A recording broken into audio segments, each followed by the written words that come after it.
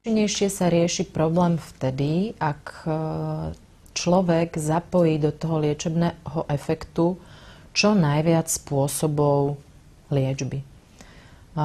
Čiže keď by sme to mali tak zhrnúť, že telo je duševno, duchovno, fyzické telo máme, tak by sme mali naň pôsobiť na telesnej úrovni, na duševnej, ale aj na duchovnej úrovni.